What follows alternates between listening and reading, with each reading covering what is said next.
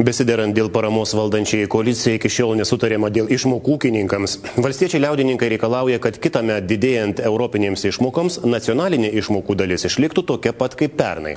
Premjeras siūlo, kad išliktų bendra praeitų metų išmokų suma. Išsamiau Jolanta Svirnelytė.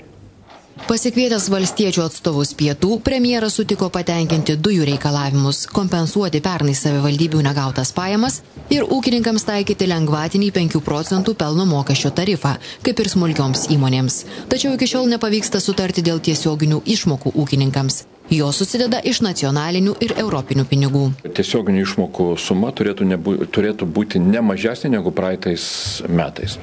Tai čia liko šiokios tokios diskusijos, kaip tai reikėtų įvardinti ir kaip tai turėtų būti sudėliota į susitarimo tekstą. Yra žodžių žaismas, kad mes sakom išlaikyti nacionalinį išmoką tam pačiam lygyje, o premjeras sako išlaikyti išmoką praėjusių metų lygyje. Jeigu sakoma, kad išmoka žemdirbiams liks tokia pat dydžio kaip praėjusiais metais, tai nesakoma vienas dalykas, jinai didėja, ES išmoka didėja kas metai ir lietuvišką dalį tokiu atveju bus galima sumažinti atitinkamai, jeigu išlaikyti praeitų metų lygio. Tuo metu iš tikrųjų, kai mes turim mažinti visas kitas išlaidas, socialinės išlaidas, kad ir valstiečiai supranta, jog šitom aplinkybėm iš tiesų kalbėti apie kokias nors kitokias galimybės ūkininkam nebūtų labai racionalu ir sąžininga.